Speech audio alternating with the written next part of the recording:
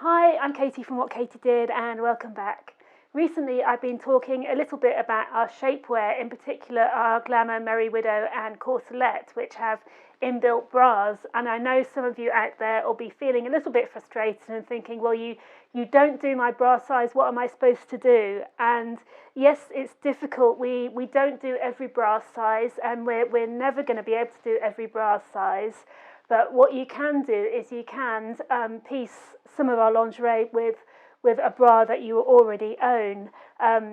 When cups get bigger, the manufacturing and design of bras just gets very, very difficult. And to get an amazing fit, it really needs a specialist, a big design company to make something that fits and supports you properly.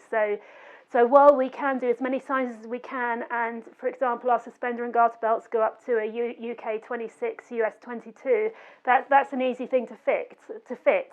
But with bras it's a completely different ball game, and it needs a huge amount of experience to do, which we're not quite there yet. So if you don't fit into our current bra sizes but you want a vintage look and feel and support, then we have our underbust girdle, which sits. It's designed to fit just underneath your bra, so you can wear your favourite bra with it, and it supports from your underbust right down to beneath your bottom. So basically it does the job of a corselette but allows you to wear your favourite bra with it. And of course, if you do fit into our size range, you can team this with either the Glamour bra that it goes with, or you can mix and match with a maitresse bullet bra if you want more of a 50s pointed shape. The satins and power meshes we use for our lingerie, we basically use the same peach and black satin throughout. So you can get a perfect match with our Glamour Underbust Girdle, and it will mix perfectly with our Harlow range, our retro range, our maitresse range. Even our coloured lingerie will either have the same peach elastics used here, or the same black elastics used in our black range. So you really can mix and match between our ranges for to create your own unique look. And you have to remember that back in the 40s and 50s, matching lingerie sets were actually quite rare. It's like when you have like men's underwear now, you don't have a matching vest and pants or anything like that. So back in the 40s and 50s, you did tend to buy separate pieces, and they didn't actually match. That's quite a modern invention. So by mixing and matching, you're kind of being more authentically vintage as well. So with our underbust girdle, it has 6 attached suspenders or garters.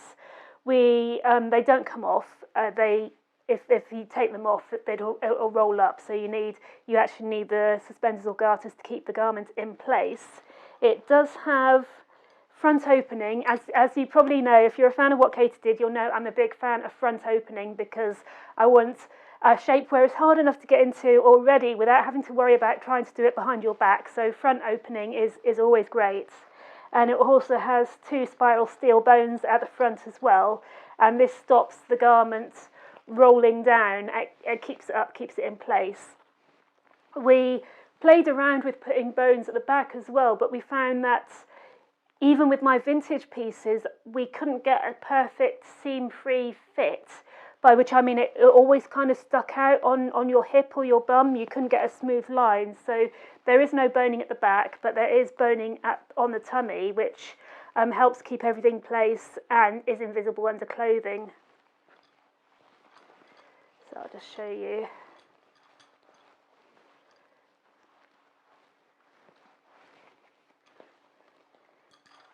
So that's the inside with the 2 little boning channels there. An underbust girdle has an advantage over just a waist-high girdle, in the fact that you don't get that little bit of flub or muffin top above your waist. It's great for eliminating that, and it really is good for giving a smooth line from your bust to your hip under tight wiggle dresses and tight-fitting clothing. Underbust girdles were made in the 1940s and 50s, and I've got a couple of my favourite pieces to show you. The first up you might actually recognise. Now these 2 underbust girdles I'm going to show you, I actually found them at Spitalfields Market in London. We used to have a little concession in collective clothing in Spitalfields, and I happened to go there on a Thursday, and they have a vintage market on Thursday, and I found these two amazing underbust girdles. This one you might actually recognise, because this is the one that inspired our Bazaar girdle of a few years ago, and you can see that the waist, it has slight boning on the waist, so it's got a short bone, so up until over your hips it's unboned, and then it's just got that like a 3-inch bone from your waist up to stop it rolling over. And that is really beautiful French piece. I'll just show you the inside as well. Again, it's got the front fastening, front zip, and often used with vintage lingerie is you have the hook and eye underneath, and then you have the zip to give a super smooth line, and that's a trick we've used quite a lot in the past as well. And inside, I love looking inside vintage garments. I mean, look how neat this has been finished. It looks just as perfect inside as it does outside. And another little feature I love is, and this again is frequently used on high quality vintage lingerie, is the boning channels were actually lined in velvet, so it'd be super smooth next to your skin. And just like our underbust girdle on the tummy, it does have the two bones at the front as well. And the other piece I've got to show you is something we haven't done anything with as of yet. It has a more unusual satin panel that was difficult to do anything with when we tried, and also the zip to one side. We find that if we put a zip to one side or the side, people, even though you can see in the picture, when you've got it at home, you're not really quite sure where it goes, so the zip ends up in all kinds of places. So it is a lot easier to have it, straight front and straight back. So this one's off to the side, and again it has hooks and eyes underneath, really cute, and the zip over the top. And this has got really luscious velvet inside.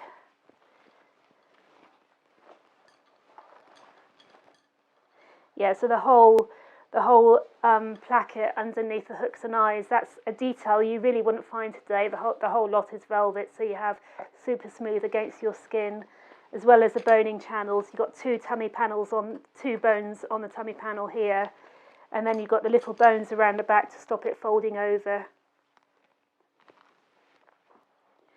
At first glance, it looks like the suspenders or garters on here are actually detachable, but what this is again is another common feature in vintage shapewear is this elastic here has got like buttonholes in it, so you can adjust the length of the elastic by adjusting the buttons.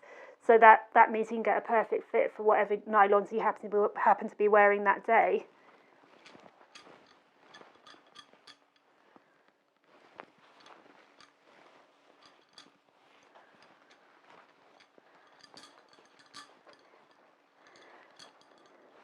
And of course, with this one as well, you have the wide lace skirts. Both of them had a lace trim. So by looking at this, it makes me think that this was designed to be worn with more of a full skirt, or definitely not a skin tight skirt. And I have steered away from using big lace trims on our lingerie because I want to give you a really sleek line under clothing. But if you do like the idea of this, please let me know in the comments below, and you never know, I might be able to incorporate it into a future piece.